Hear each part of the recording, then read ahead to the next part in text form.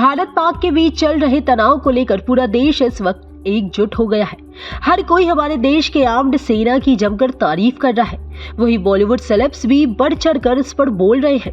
लेकिन सदी के महानायक अमिताभ बच्चन की चुप्पी कई लोगों को खली। ना तो उन्होंने पहलगाम हमले पर एक भी शब्द कहा और ना ही भारत पाकिस्तान युद्ध पर कोई भी पोस्ट शेयर किया। लेकिन अब लंबे इंतजार के बाद आखिरकार अमिताभ बच्चन ने इस पर रिएक्ट कर ही दिया है।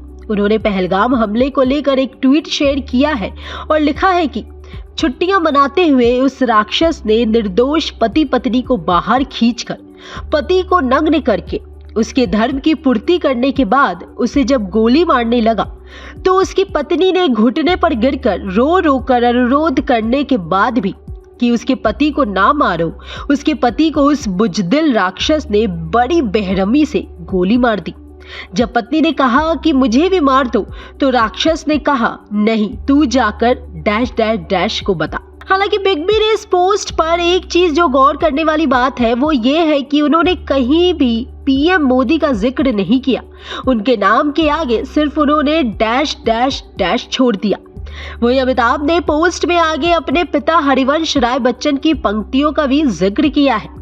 खैर आपको बता दें कि बिग बी का ये पोस्ट सोशल मीडिया पर खूब चर्चा में है। उनके यूजर्स इस पोस्ट पर अग्रेसिवली रिएक्ट कर रहे हैं और उन्हें एक बार फिर से ट्रोल किया जा रहा है। जी हाँ, किसी एक यूजर ने तो कमेंट करते हुए लिखा है कि पब्लिक प्रेशर में ट्वीट करने वाले हीरो हैं आप, वरना आपको कहाँ किसी की पड़ी थी।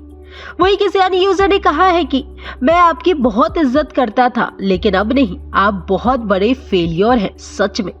वहीं एक फॉलोअर ने यह तक कह दिया है कि वाह क्या ट्वीट है, आपने शब्दों से ज्यादा इशारों का इस्तेमाल किया, खुलकर कहिए सर, जरा जोर से कहिए।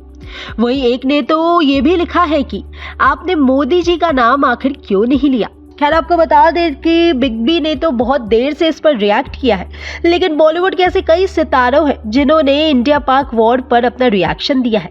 तो चलिए हम आपको दिखाते हैं उनका ये वायरल वीडियो। जी बिल्कुल, जो पहलगाम में हुआ वो हम सब ने बहुत बहुत क्लोजली ऑब्जर्व किया और बहुत दुख हुआ। मैं एक शहीद की बेटी हूँ और पापा को हमने कश्मीर में खोया था 1994 में, और मैं बखूबी समझती हूँ कि एज अ फैमिली क्या ड्रास्टिक सर्कमस्टांसेस आपके सामने लाइफ खड़ी कर देती है। और ये बहुत बहुत बहुत दर्दनाक और दुखदायी बात है। एंड इसके चलते जो ऑपरेशन सिंदूर कल रात हमने देखा, भारत सरकार ने जो और हमारी आर्म फोर्सेस ने जो एक अटैक किया है टेररिस्ट कैंप्स पर, मैं पूरी तरह उस एक्शन को सपोर्ट करती हूँ। और मैं पूरी तरह इस बात से सहमत हूँ कि इस देश में ही नहीं, इस दुनिया में टेररिज्म की कोई जगह नहीं होनी चाहिए। ज़िंदगियाँ बर्बाद हो जाती हैं। एक पीसफुल जगह जहाँ पर लोग अपने बीवी बच्चों के साथ छुट्टियाँ मनाने गए हैं, मतलब इससे ज़्यादा दुखद और कोई बात नहीं है। और ये एक इंसिडेंट या एक जगह की बात नहीं है, ये हमने कितनी बार देखा है होते हुए। और मैं पूरी तरह चाहती हूँ कि as a country, as a citizen of India, हम सब इसके हम सब हमारी आर्म फोर्सेस और हमारी भारत सरकार के साथ खड़े हैं। और हमारा एक ही मकसद है कि बस ये टेररिज्म की जो एक्ट्स हैं और ये जो इतनी दुखद घटनाएं हैं, ये सब अब खत्म हो। इंडियन आर्मी ने जो जवाब दिया, क्या कहेंगे? जो चलाया है, क्या कहेंगे? देखिए, देश जो है युद्ध में है, तो ऑब्वियसली हम सब बहुत ज़्यादा नर्वस हैं। और एक अपनी जो सेना है, जो मैंने आज भी सुबह इंस्टाग्राम पे डाला, जो हमारी रक्षा करते हैं, भगवान उनकी रक्षा करे और उन्हें बहुत ज़्यादा कामयाबी दे। और बहुत ज़्यादा हमारी जो है हम सब प्रेयर कर रहे हैं कि हमारा देश जो है हर खतरे से दूर रहे। तो जैसे कहते हैं ना कि हम खतरा नहीं है, हम खुद खतरा है, स्वयं खतरा है। प्रधानमंत्री जी के साथ हम सब का जो है हम सब का मनोबल उनके साथ है। और जैसा कि ऑपरेशन सिंदूर, हमारे यशस्वी प्रधानमंत्री जी ने ये नाम इस ऑपरेशन को दिया, जो हमारी बेटियां हैं, हमारी माताओं के सामने बहुत क्लोज प्रॉक्सिमिटी में, जैसे आपने सुना कि हेड शूट करके जो है उनके सुहागों को छीना गया, तो उसमें कई खून से जो है इसका बदला लिया जा रहा है। तो हम देश की कामयाबी की प्रार्थना करते हैं। इंडियन आर्मी ने साफ कर दिया है कि अगर पाकिस्तान ने फिर कोई ऐसी हरकत करने की कोशिश की तो इससे भी ज्यादा जोरदार तरीके से जवाब होगा। बिल्कुल, देश है, पूरा विश्व बहुत नाजुक दौर से गुजर रहा है। अगर आप देखें तो चाहे वो रशिया यूक्रेन हो या और देश जो इस तरह के वॉर में एंगेज हुए हैं, आप देखिए उनकी कितनी ज्यादा हानि हो गई। अब हमारा देश जो है चौथी सबसे बड़ी अर्थव्यवस्था बनकर तीसरे नंबर पे जा रहा है। अभी हमारा यूके के साथ में जो डील हुआ है, जिस तरह से सारी आईफोन की यहाँ पे, तो लोग जो है हमसे जलेंगे और हमें जो है किसी तरह से नुकसान पहुंचाने की कोशिश करेंगे।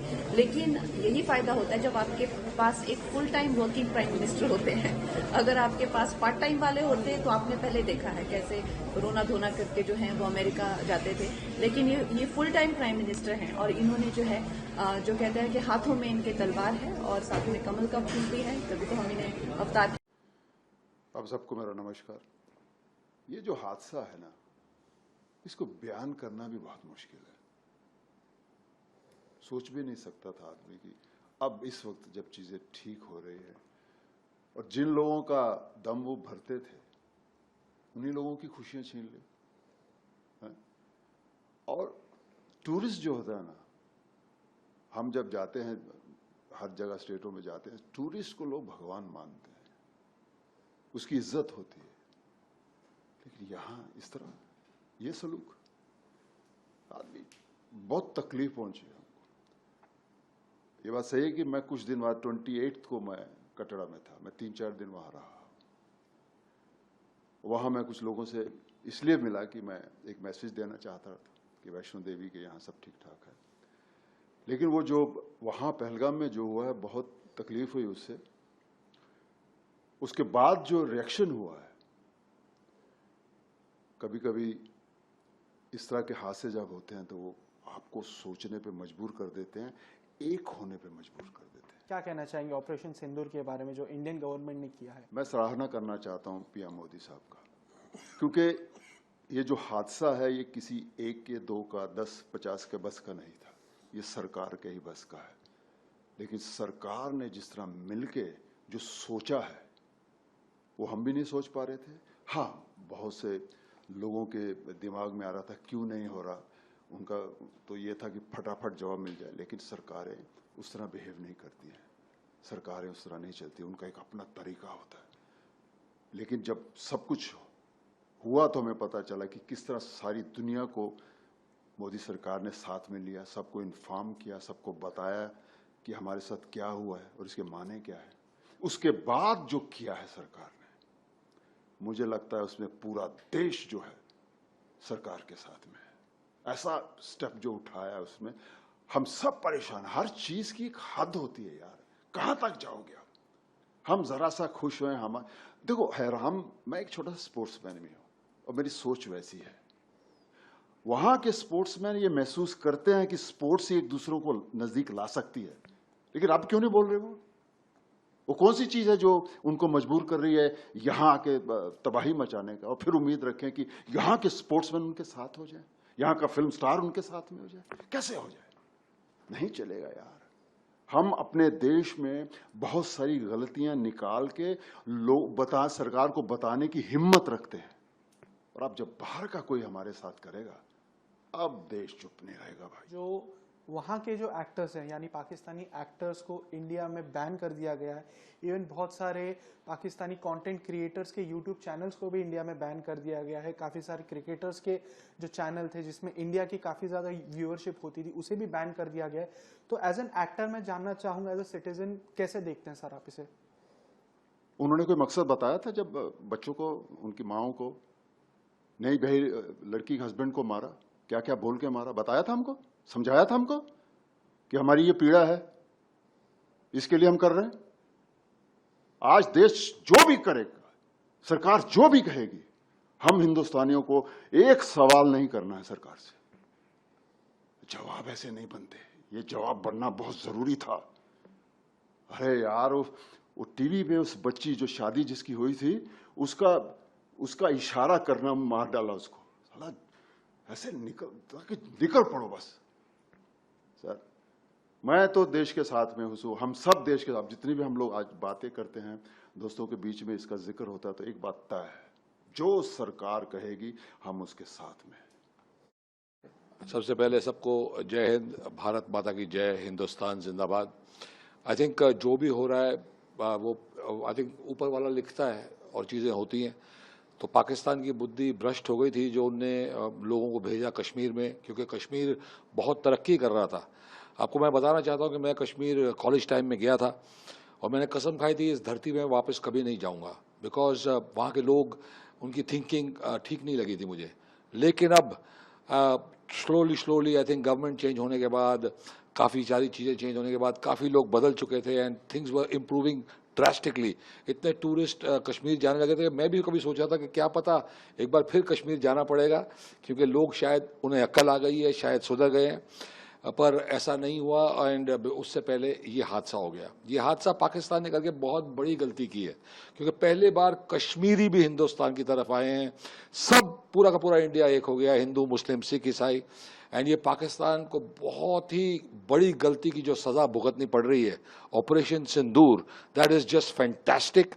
मैं पहले ही ट्वीट कर चुका था कि जिसने भी ये नाम दिया उसको मेरी तरफ से कोटि कोटि प्रणाम।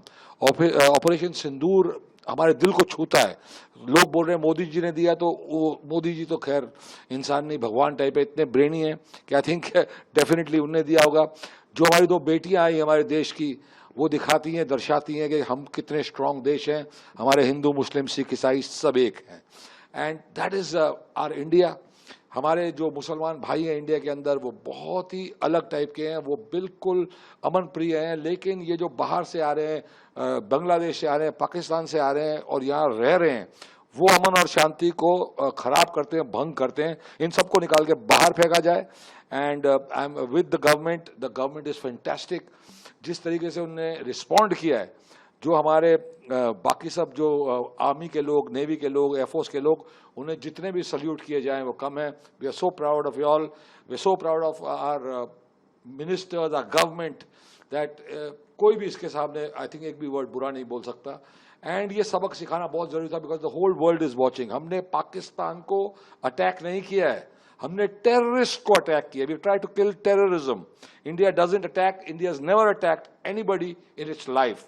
We have never started a war, but terrorist होएगा तो घर पे घुस के मारेंगे, मोदी जी ने कहा और मोदी जी ने कर दिखाया। एक्टर पॉइंट ऑफ व्यू से मैं जानना चाहूँगा आपसे, जो इंडियन गवर्नमेंट का एक डिसीजन है एंड काफ़ी सारे फिल्म ऑर्गेनाइजेशन का भी डिसीजन है कि पाकिस्तानी एक्टर्स को बैन किया जाए, उनके यूट्यूब चैनल्स को बैन किया जाए, उनके सोशल मीडिया अकाउंट्स को बैन किया जाए, जिसमें काफ़ी सारे क्रिकेटर्स भी थे जिनके यूट्यूब चैनल्स को बैन कर दिया है, सोशल मीडिया को बैन कर दिया है। क्या कहना चाहेंगे? सिर्फ बैन नहीं, जिंदगी भर ये कभी भी लाइफ में वापस अलाउ नहीं होने चाहिए to operate in India, to have Indian followers, or to even be seen on YouTube. They should be banned for life. जब तक पाकिस्तान के लोग ये नहीं समझ पाए कि हम उनके बाप हैं। India is the father, India is the nation. उसके टुकड़े होते जा रहे हैं, पाकिस्तान बना, बांग्लादेश बना, अब बलूचिस्तान बनेगा। So this is going to happen. You bloody understand that India is never ever done anything wrong with you all, never sent any terrorist. We can also train. It's very easy to train a terrorist. बेचारे गरीब लोग हैं, थोड़े से पैसे दे दो, थोड़े हूर दिखा दो, किसी को हूर नहीं मिलने वाली। हूर में भी वेटिंग लिस्ट चालू हो चुकी है, कोई हूर होती ही नहीं है यार, बकवास बातें हैं ये। तो प्लीज, जब तक पाकिस्तानी लोग अपनी आर्मी को निकाल के बाहर नहीं फेंकते, डेमोक्रेसी नहीं लाते, ये सब लाइफ लॉन्ग बैन होना चाहिए।